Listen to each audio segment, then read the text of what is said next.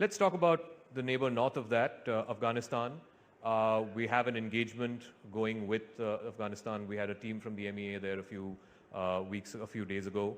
Today again, unfortunately, there was an attack on a Gurdwara there. So first, I want your thoughts on that. And two, what is our position? Are we going to formally have a mission there? Do you have a timeline?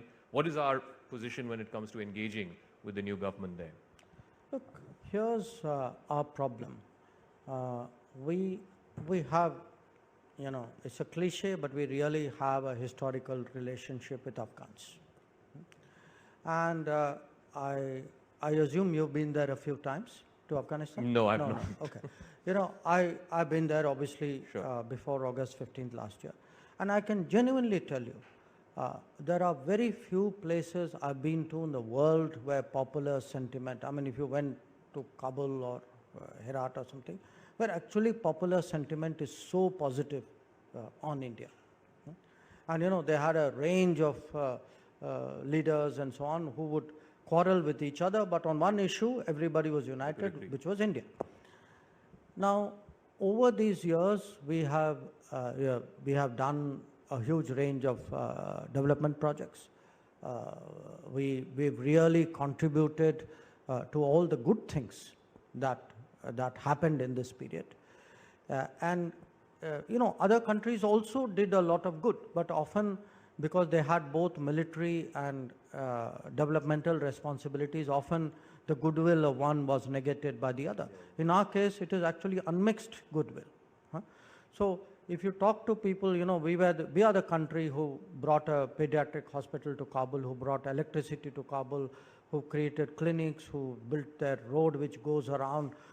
So if you look pretty much at any any part of civil society, teachers, doctors, artists, military people, police people, administrators, tax people, everybody has been to India, dealt with India, benefited from India.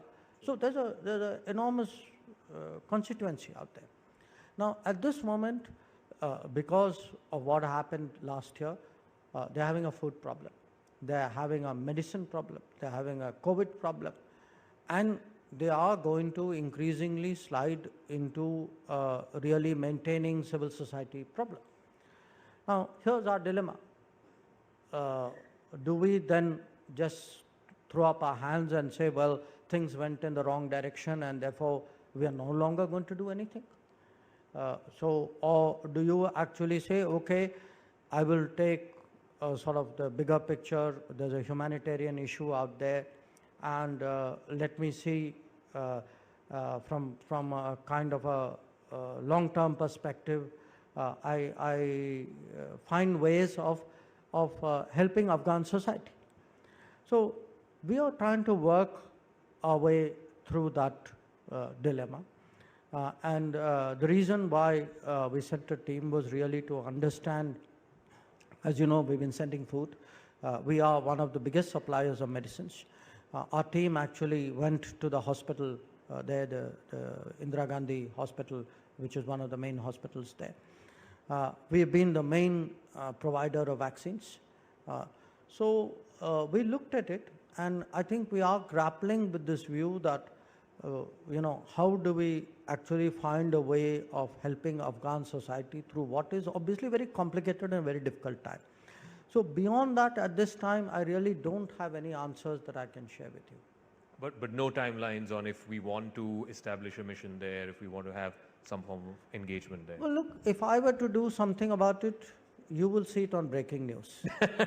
I was hoping I could get some from you tonight. No, look, it's not something which you are going to debate in public. I mean, if we reach that point, we will do it, because we will do it only for this reason, that at the end of the day, it will be a human. For me, that having a mission or not, I mean, we have a mission. It's the Indian spirit. My concern is more what do we do in concrete ways to help the Afghan people. There are many ways of doing it. I must also add there.